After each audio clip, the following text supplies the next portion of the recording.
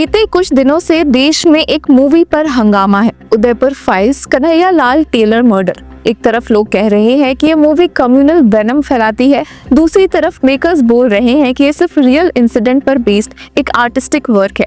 और अब supreme court में justice Suryakant and Joy Mallya Bagchi ने इस पर एक बड़ा फैसला दिया है। तो क्या सुप्रीम कोर्ट ने इस मूवी को रिलीज किया है या नहीं, चलिए इस वीडियो में देखते हैं। लेकिन इस हियरिंग में सिर्फ फिल्म की बात नहीं हुई है, कश्मीर फाइल्स और केरला स्टोरी का भी रेफरेंस आया और कोर्ट रूम में freedom of speech versus hate speech, fair trial versus public discourse का हीटेड डिबेट हुआ, जहां senior advocate such as Kapil Sibal, Menaka Guruswamy and Gaurav Bhatia के बीच हीटेड आर्गुमेंट सुनने को मिली है। तो चलिए देखते हैं सुप्रीम कोर्ट में क्या हुआ, किसने क्या बोला और अब आगे क्या होने वाला है। तो पहले सवाल है कि क्या है ये फिल्म और क्या हुआ हंगामा। सबसे पहले कंटेक्स्ट, जून 2022 में एक हॉरिफाइंग इंसिडेंट ने देश को हिला दिया था। उदयपुर के टेलर कन्हैया लाल का ब्रूटल मर्डर अलिजेडली मोहम्मद रियाज और मोहम्मद घूस ने किया। उन्होंने वीडियो रिलीज करके बोला कि ये किलिंग प्रॉफिट के खिलाफ कमेंट्स पर रिएक्शन था जो कन्हैया लाल ने अलिजेडली सपोर्ट किए थे। इस केस को एनआईए ने इन्वेस्टिगेट किया और यूएपीए और आईपीसी के चार्जेस भी फ्रेम हुए। ट्रायल अभी स्पेशल एनआईए कोर्ट जयपुर में चल रही है। इसी पर बेस्ड फिल्म बनाई गई उदयपुर फाइल्स। फिल्म के रिलीज को अपोज किया जामियत उलेमा ए हिंद के प्रेसिडेंट मौलाना अरशद मदानी और मोहम्मद जावेद, जो केस में अक्यूज्ड है। उनका कहना था कि मूवी एक कम्युनिटी के खिलाफ वेनम फैलाती है और इस तरह का पोर्ट्रेयल ट्रायल को प्रेजुडाइज करेगा। अब सीनियर एडवोकेट कपिल सिब्बल, जो मदानी को रिप्रेजेंट कर रहे थे, उन्होंने सीधे सीधे बोला, The whole movie is that everything about this movie spews venom against a community that is targeted. Senior advocate ने सुप्रीम कोर्ट से रिक्वेस्ट तक भी की कि वो खुद मूवी देखे और उसके बाद अगर जजेस को सही लगा रिलीज करना तो वो इस मामले में एक शब्द नहीं बोलेंगे। और साथ ही ऐड किया कि hate speech is not part of free speech. उन्होंने ये भी बोला कि सेंटर के रिविजनल कमेटी में पॉलिटिकल लोग खुद मौजूद थे और इसलिए उनका डिसीजन बायस हो सकता है। अब अक्यूज्ड जावेद को रिप्रेजेंट कर रही सीनियर एडवोकेट मेनका गुरुस्वामी ने बोला कि मूवी डायरेक्टली उनके क्लाइंट के केस को इम्पैक्ट करेगा। When there has been an active trial underway, the movie has to be withheld till the judgment is pronounced.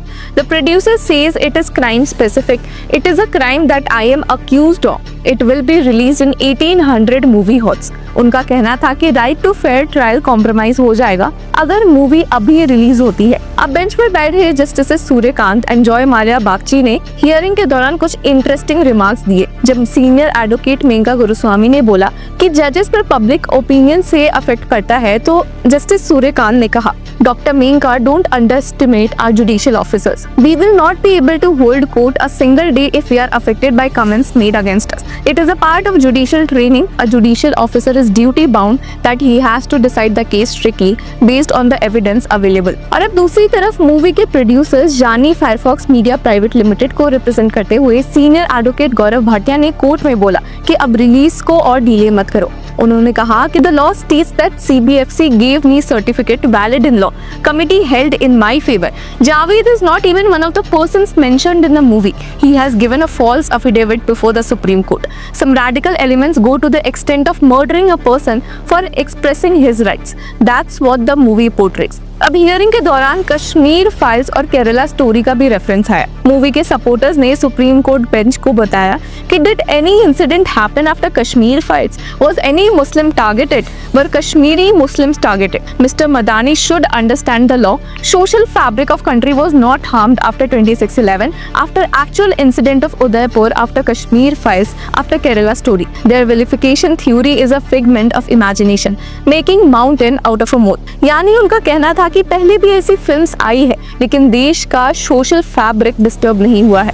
अब सुप्रीम कोर्ट बेंच ने ये भी बोला कि society will always be like this, the judiciary must remain unaffected by all this nonsense. Most of us don't read the newspaper in the morning, we never care about it. और जब fair trial के argument पर बात हुई तो justice Suryakant ने कहा, somebody can write novel, story, make a movie. It is the right of the society to watch or not to watch the movie. Your right can also be safeguarded by permitting people to watch a movie if their choice. अब इस matter में centre का भी important role था। पहले Delhi high court ने movie पर stay लगाया था और बोला था कि petitioners information and broadcasting ministry के रिविजनल अथॉरिटी को अप्रोच करे। फिर सेंटर ने एक रिविजनल ऑर्डर पास भी किया जिसमें 6 एडिट्स सजेस्ट किए गए थे और प्रोड्यूसर्स ने उन्हें एक्सेप्ट कर लिया था। अब ये एडिट्स थे, एक डिटेल्ड डिस्क्लेमर ऐड किया गया जिसमें ये क्लैरिफाई किया है कि फिल्म एक आर्टिस्टिक वर्क है, किसी भी कम्युनिटी के खिलाफ वायलेंस या डिफेमेशन को एंडोर्स नहीं करती। दूसरा था क्रेडिट में फेरबदल हुआ है, उसमें कुछ चेंजेस हुए हैं। तीसरा, एक AI जनरेटेड सीन जो सऊदी अरेबिया स्टाइल के टर्बन को डिपिक्ट करता था उसका रिवीजन। उसके बाद मुदुन शर्मा नाम चेंज कर दिया गया, उनका एक डायलॉग जिसमें वो कहती भी है कि जो भी रिलीजियस टेक्स्ट लिखे गए हैं उसे डिलीट कर दिया गया। और लास्ट में कैरेक्टर्स हाफिज और मकबूल के बीच के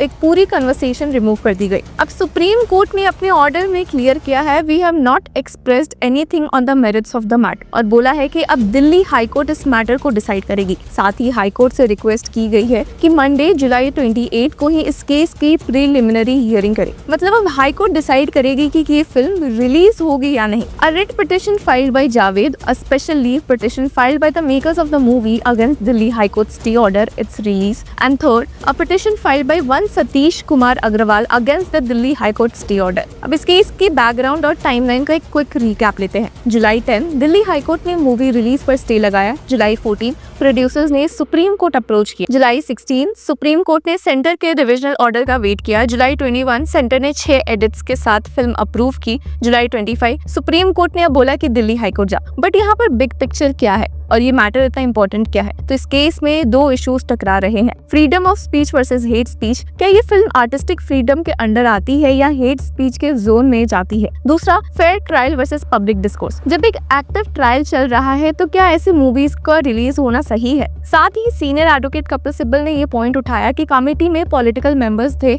जो इस मामले को और कंट्रोवर्शियल बनाता है। पर अब बॉल है दिल्ली हाईकोर्ट के हाथ में। मंडे को डिसाइड होगा कि फिल्म रिलीज होगी या नहीं। प्रोड्यूसर्स इंसिस्ट कर रहे हैं कि देयर इज इनफ डिले, जबकि पिटिशनर्स कहते हैं कि this film spreads poison and will prejudice the trial. तो अब सवाल ये है, क्या आर्टिस्टिक फ्रीडम के नाम पर ऐसी फिल्म्स रिलीज होनी चाहिए या जब तक ट्रायल खत्म नहीं होता रिलीज को रोकना चाहिए? क्या उदयपुर फाइल्स को रिलीज होना चाहिए या रुकनी चाहिए? इसी के बीच में उदयपुर फाइल्स के डायरेक्टर भारत श्रीनेत ने फ्राइडे को अनाउंस किया कि फिल्म 8 अगस्त 2025 को थिएटर्स में रिलीज होगी। ये अनाउंसमेंट सुप्रीम कोर्ट के उस ऑर्डर के बाद आई है जिसमें कोर्ट ने दिल्ली हाईकोर्ट को 28 जुलाई को प्लीज सुनने को कहा था, जो सेंटर्स के रिलीज नोट को चैलेंज करती है। तो व्यूअर्स, आपका क्या ख्याल है? हमें कमेंट सेक्शन में जरूर बताएं और तब तक के लिए कीप फॉलोइंग लॉ चक्रा।